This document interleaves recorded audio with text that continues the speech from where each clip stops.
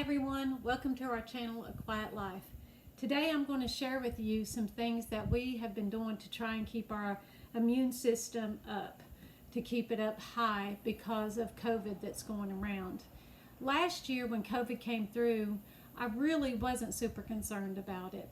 It had came through, only one of our close family members got COVID and it was very light, some head congestion, and then loss of taste, and then one of our extended future family members and her family got COVID pretty bad, but they had got through that. But all of this was in late winter, early spring last year, and I thought, oh, well, this is good.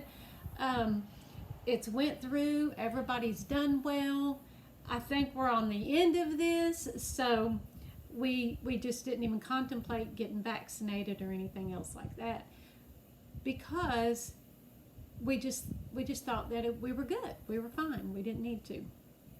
So then the variants came, which honestly, Nick and I talk about that now. We were just not even thinking of variants. We didn't think that it was going to change and vary, and it began to get worse, but it did. And then through the summer, you know, it went through India and Israel and all that. And then it finally got here to where we're at. And then a lot in our age group and younger began to get really, really sick with it. And we were very concerned. And then a very close family member got COVID.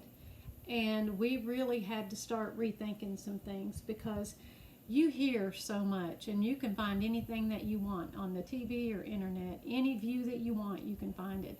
So Nick and I both started praying about it and asking the Lord to lead us to the right information. And we had a really good friend tell us that, said there's so much misinformation that all we can really do is trust the Holy Spirit to guide us. So that's what we did. And when our family member got it, and we began to think, okay, this could really be passed down to our kids and our grandkids, and not just that, our elder family members that had already been vaccinated, it could be worse with them, because at that time we weren't really seeing what was going on, and we began to get very concerned over it. So before we even start out some things that we started doing last year to keep our immune system up, Nick and I did go get our first vaccination after our family member tested positive for COVID. We just felt like that was the right thing to do for our family and where the Lord led us. And in 2 weeks, we'll get our second one. So everybody can do what they want to do. I think that's the best thing about living in the country that we live in, is we can make those choices. We can get the vaccine if we want. We don't have to get it if we don't want to. We can make those choices, our medical choices, on our own. And I'm so thankful that we can do that. I don't think we should even put anybody down if they get it or don't get it. It's totally their choice. Don't discourage anybody or put them down for the choice that they make. That is the choice they feel led to make, and that's great. That's wonderful. Our verse for our channel is, make it your ambition to live a quiet life, to work with your hands and mind your own business. But what we're going to talk about today is some things that we started doing last year when COVID was coming through, and what we're continuing the last 2 or 3 weeks when our family member had COVID. So the first thing that we did last year was, I had got this elderberry syrup off Amazon, and it's organic elderberry, raw honey, and apple cider vinegar. And if you know me, I love vitamins and herbs. I think it's very important to, God has blessed us with this body, and when God created man, He formed a man's physical body out of the dust of the ground. So our body comes from the ground, and our body needs what comes from the ground to stay healthy, to stay whole, you know, prevent infections, all those different types of things. It needs those healthy things that come from the ground. So elderberry, raw honey, and apple cider vinegar.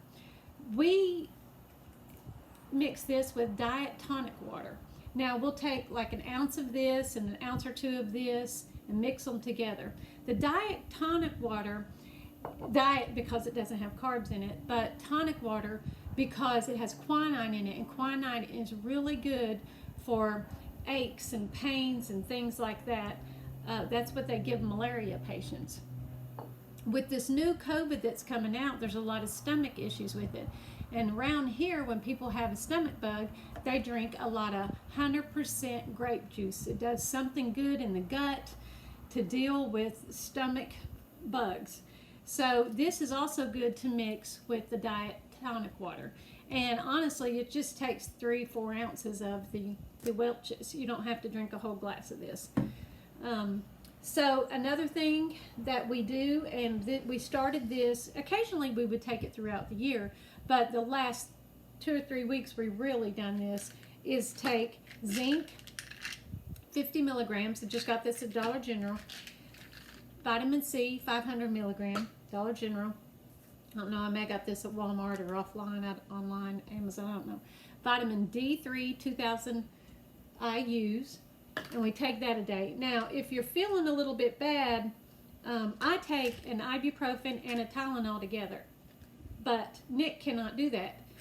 Nick has a blood clotting disorder called protein S deficiency, and 2 of our children have it.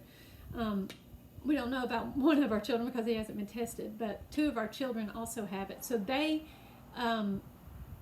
Nick can't take aspirin or ibuprofen because of the Xarelto that he is on. Xarelto is not a blood thinner, but it prevents his blood from clotting, from forming blood clots.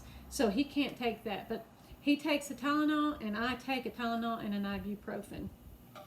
Another thing to do is get a neti pot, and then you can get the saline packets that go with it. Keep your nasal passages cleaned out. That's very important because COVID can hang around in there.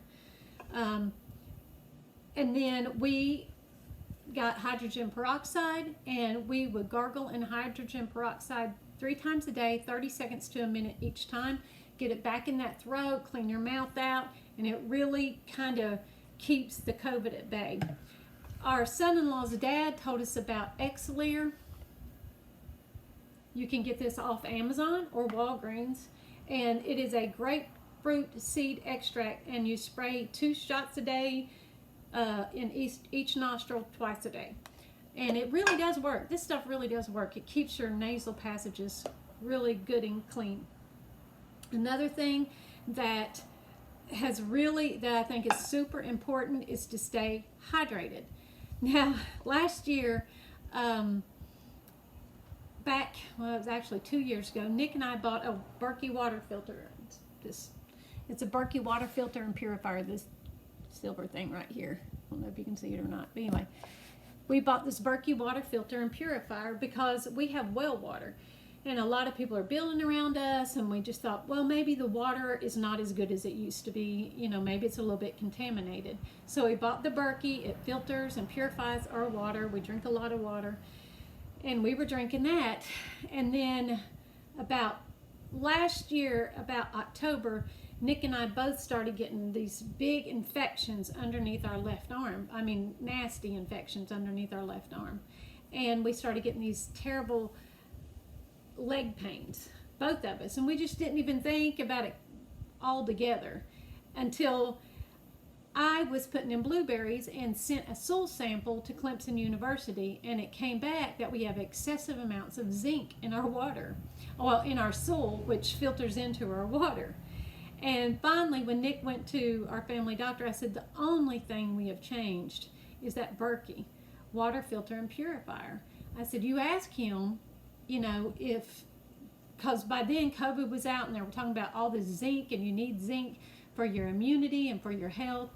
And I said, ask him about this excessive amount of zinc in our stool. And our family doctor said, theoretically, because we've lived here 28 years, and we've drank this water for 28 years, especially the last 10 or 12 years when I quit drinking sodas and only drink water or unsweetened tea or coffee. And we drink a lot of water because we're outside a lot. We do running and biking and hiking and all those things. So we have a lot of water. We use a lot of water. So he said, theoretically, because our body is so used to high levels of zinc, and for 14 months it had been without that high level of zinc, that's maybe what's causing the infections in our body. And it wasn't until later we discovered that when we started drinking our water again, because we immediately started drinking our water again, and within a week or two we were feeling better. It was the leg cramps went away, and we realized it was because our body didn't have the zinc in it that it had once had. How amazing is that? Again, what comes from the ground is what our body needs. It's amazing how God created us like that, formed our body like that. So drink a lot of water. Also, it's good to sweat. My grandpa used to say that sweating gets all the poisons out. I'd say it gets all the toxins out. It gets all that stuff out. Again, you need balance because your body also needs sodium to work properly. But sweating is good for you. Get out. Work in your flower gardens. Work in your gardens. Go walk if you don't have that. Be active and proactive in your health. This is your health, and what you do today will affect tomorrow and next year and next year and next year. Another thing was, when I quit smoking when I was 28, I started when I was 13, I quit when I was 28, I smoked 2 packs a day when I quit, I learned this technique of breathing, and I would draw in really hard in my lungs, and I draw super hard in and hold it and expand my lungs, and it tricks your lungs and your brain into thinking you're drawing in on a cigarette. I don't know why, it just does that, and it worked for me, and it still does. It does a rush in my body when I hold in my breath like that and hold it in hard like that. So learn to expand your lungs, make your lungs grow, your lungs to be healthy, those types of things. Open your doors and windows. Let that fresh air in and through your house. Keep your house cleaned up. A lot of germs come in your house. We have wonderful things now. Microban, Lysol. Keep your door handles clean. Keep your water handles clean. Keep your toilet handles clean. Your purse handle clean. Your steering wheel clean. All those different types of things. Just keep your house straightened up and clean, and you'll feel better emotionally. When my house is chaotic and messy, I feel chaotic and messy.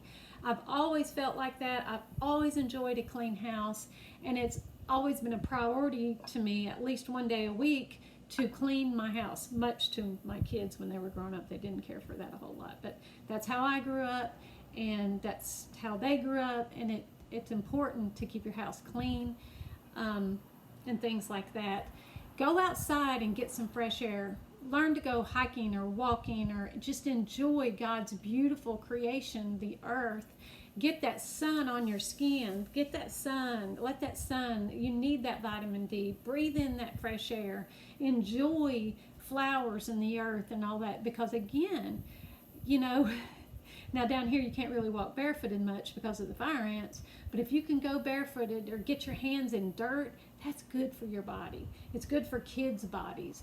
They need that fresh air. So drink lots of fresh, good water, plants, vegetables, herbs, minerals, fruit. And another thing that I do is every morning, my first cup of coffee, I put in a pinch of dandelion and burdock root. I put a pinch in like that, and then when my cup of coffee is gone, I eat the root, because it's good and keeps your bladder, your kidneys, your liver cleansed and toned, and that's what you want to do. You want to keep all that cleansed and toned. You don't have to be excessive.